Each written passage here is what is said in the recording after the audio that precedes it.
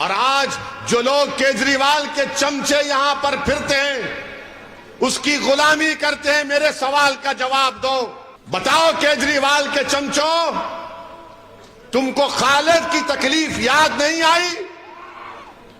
तुमको खालिद की पत्नी की फरियाद तुम्हारे दिल को नहीं पिघलाई? ये जो आपका दिल्ली का मुख्यमंत्री है, ये 2013 का मोदी है, याद रखो आप मेरी इस बात को। अंधेरे का मुकाबला रोशनी से होता है, जहालत का मुकाबला इल्म से होता है। मेरे ख्याल से अगर लंबा लंबा फेंकने का अगर कंपटीशन होगा कि कौन सबसे ज्यादा फेंकता है, मोदी फेंकता है या केजरीवाल फेंकता है, तो मुझे लगता है कि दोनों बराबरी पर आ जाएंगे झूठ बोलने और फेंकने में।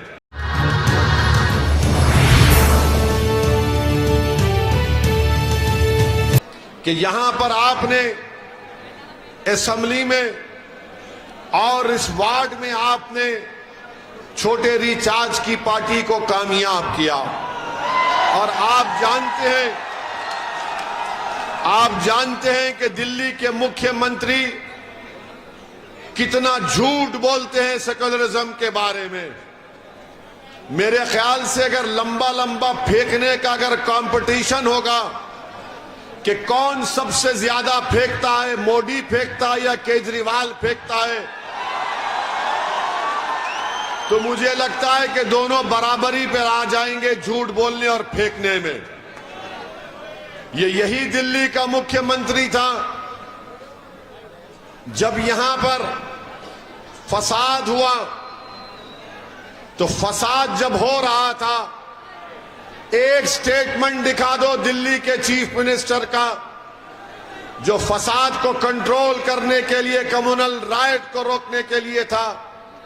ये वाहिद चीफ मिनिस्टर है जब हिंदू और मुसलमानों में नफरत की आग लग गई, तो ये बजाय उस आग को बुझाने के, ये बुज़दिलों की तरह अपनी पीठ दिखाकर जाकर महात्मा गांधी के समाधि के पास बैठ गया अपने मंत्रियों को लेकर।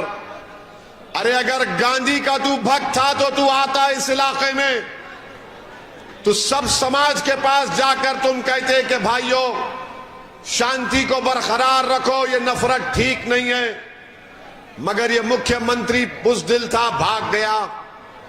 यही मुख्यमंत्री था जब शाहीन बाग का आपने तारीखी एहतजाज किया, जिसमें आपके एहतजाज से सारे मुल्क के लोगों को एक नई क़ुव्वत मिली, एक नई तवानाई मिली।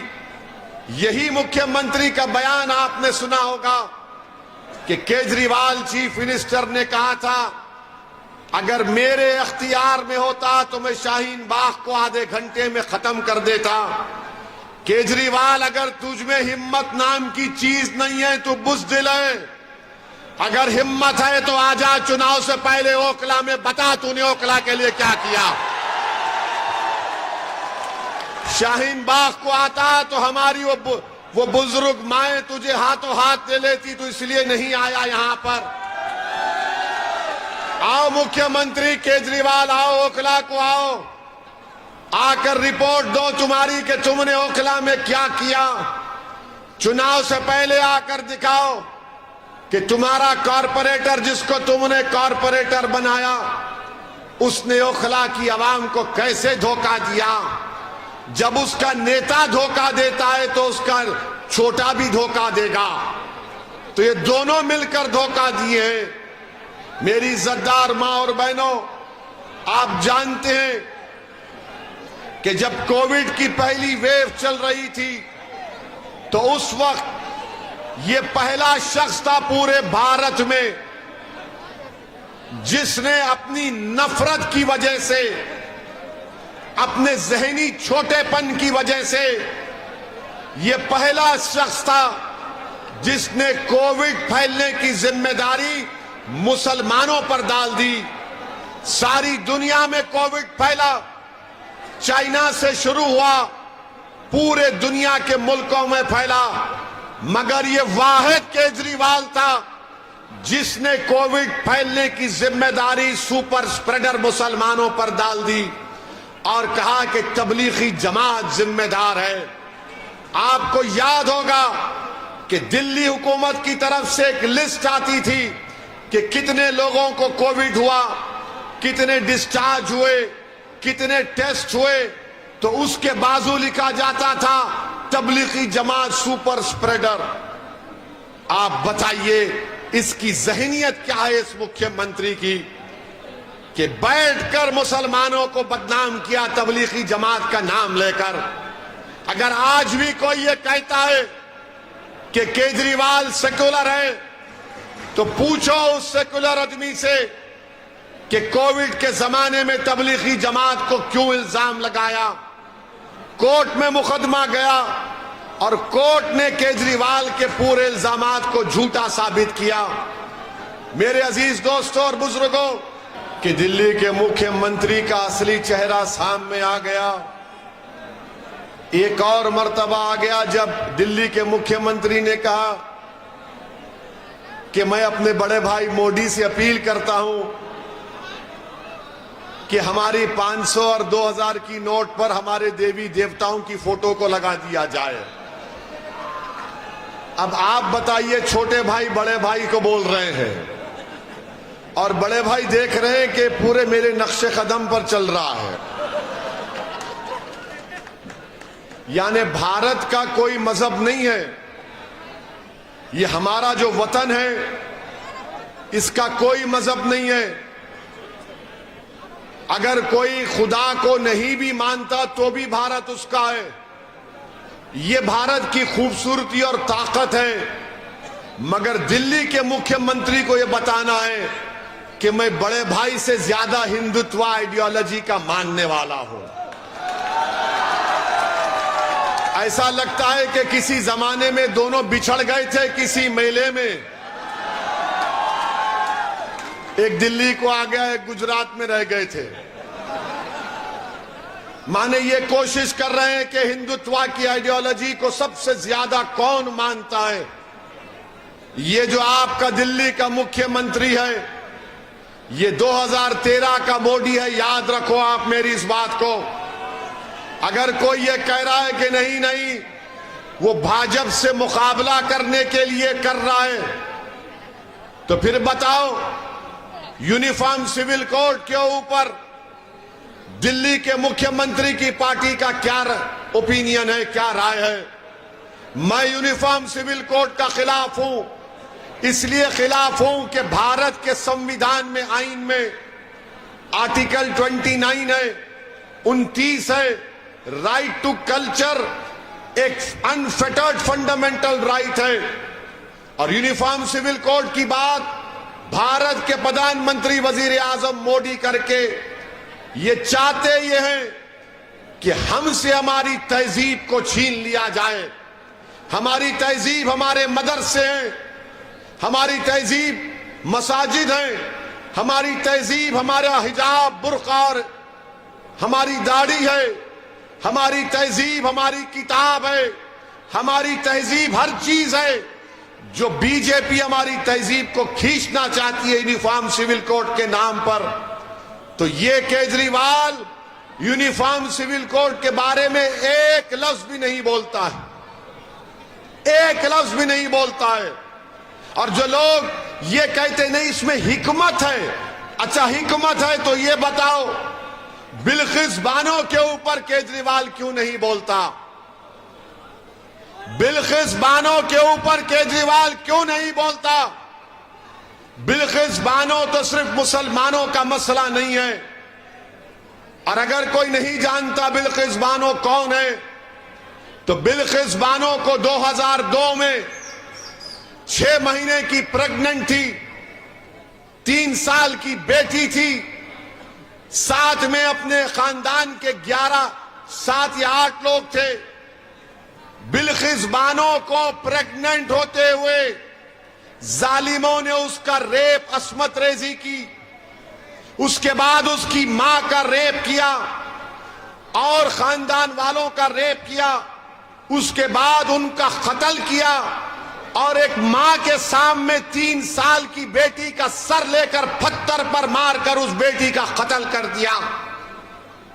वो बिल्किस बानो है जिसका मुकदमा मुंबई में चला, और वो बिल्किस बानो पर जुल्म करने वालों को नरेंद्र मोदी की सरकार 15 अगस्त को जब हम आजादी का अमृत उत्सव मना रहे थे, हमारे मुजाहिदीन आजादी को खिराज अकीदत पेश कर रहे थे, तो बीजेपी के नरेंद्र मोदी और अमित शाह ने गांधी को खिराज अकीदत पेश नहीं किया, मौलाना आजाद को खिराज अकीदत पेश नहीं किया, अल्लामा फजल खैराबादी को खिराज अकीदत पेश नहीं किया, महमूदुल हसन को खिराज अकीदत पेश नहीं किया।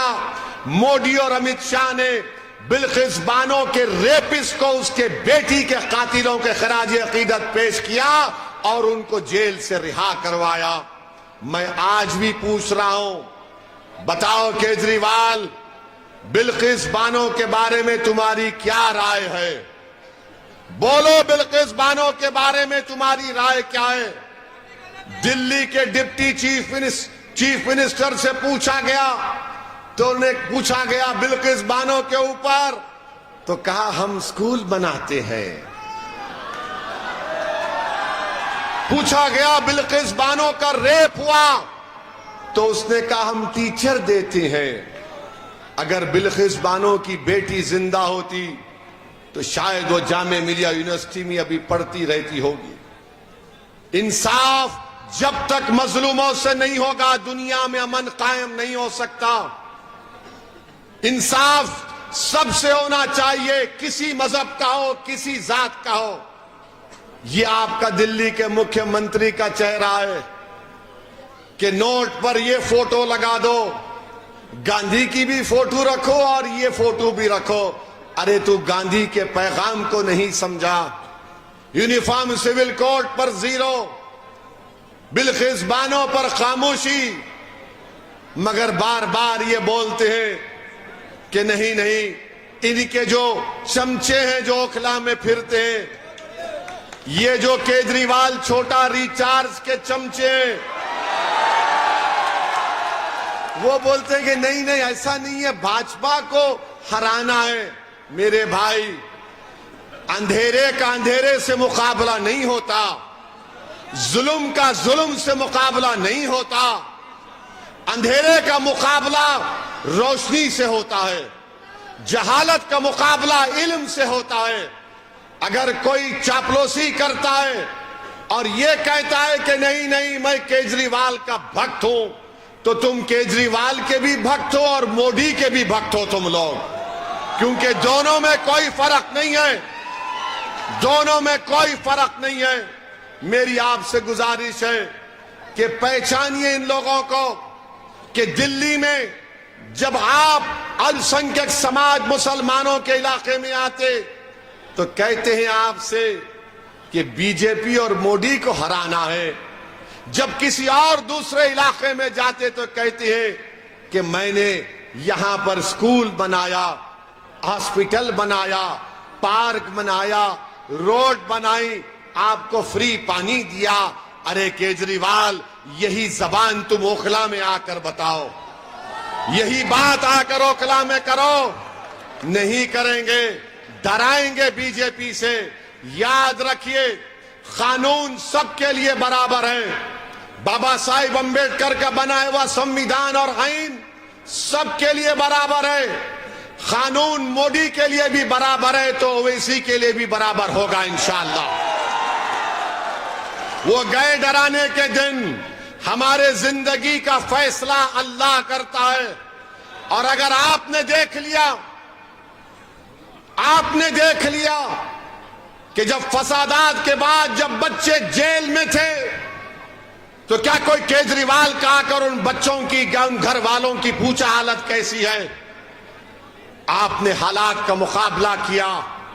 और आज जो लोग केजरीवाल के चमचे यहां पर फिरते हैं, उसकी गुलामी करते हैं, मेरे सवाल का जवाब दो। खालिद सैफी जेल में है, खालिद सैफी जेल में है, और खालिद सैफी की बीवी, उसकी पत्नी, उसकी वाइफ रोते हुए वीडियो जारी करती है कि खालिद जेल में बीमार है, अगर इलाज नहीं होगा तो खालिद को कुछ हो जाएगा। बताओ केजरीवाल के चमचों, तुमको खालिद की तकलीफ याद नहीं आई? तुमको खालिद की पत्नी की फरियाद तुम्हारे दिल को नहीं पिघलाई? अगर तुम्हारे दिलों में धड़कता हुआ दिल होता तो तुम खालिद की बीवी की तकलीफ को अपनी बहन की तकलीफ समझते।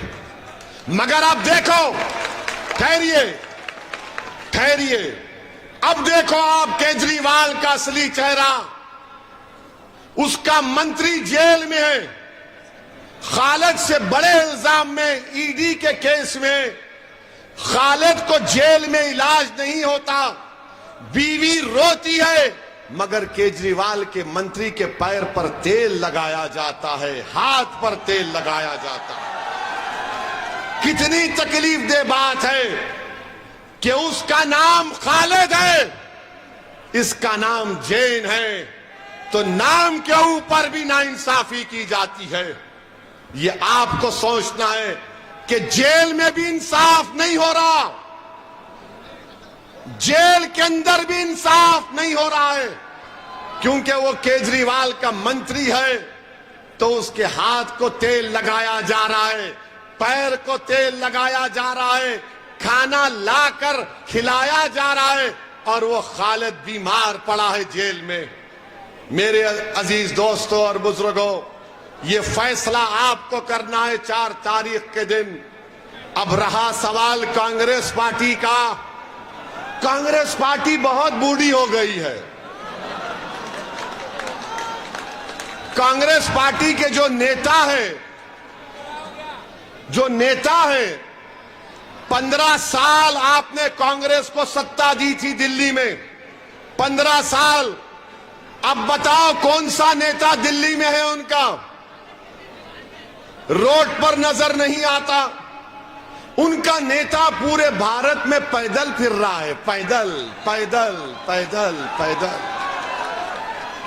चुनाव गुजरात में है, भाई साहब मध्य प्रदेश में है, कैपिटल दिल्ली में लड़ाई चल रही है, भाई साहब बता रहे हैं कि कैसे आरएसएस से बैठकर मुकाबला किया जाता है। तो कांग्रेस को वोट देना वोट जाय करने के बराबर है। अब कांग्रेस में दमखम नहीं रहा, अब कांग्रेस सिर्फ म्यूजियम में रहेगी इंशाअल्लाह ताला। आप देखना, कांग्रेस अब म्यूजियम में नजर आएगी। हमारे अब्बा थे, दादा थे, परदादा थे, ये इनकी फोटो है, वो उस जमाने में ऐसा करते थे। अबे तू क्या कर रहा है? ने मैं फोटो लगा के खुश हूं दादा की। ये कांग्रेस पार्टी है। तो आपको लड़ने वालों की जरूरत है, ओखला से इंसाफ करने वालों की जरूरत है। और हमारा ये भाई आरिफ सैफी आपके सामने खड़ा है। 5 साल पहले आपने वोट नहीं दिया, ये आज भी आपके सामने आया है, आपसे अपील कर रहा है कि ओखला के लिए आप मजलिस को कामयाब करिए। ओखला के कचरों को साफ करने के लिए आप मजलिस को कामयाब करिए। और कचरे 2 किस्म के हैं। कचरा 2 किस्म का होता है, 2 type, 1 political garbage, 1 actual garbage.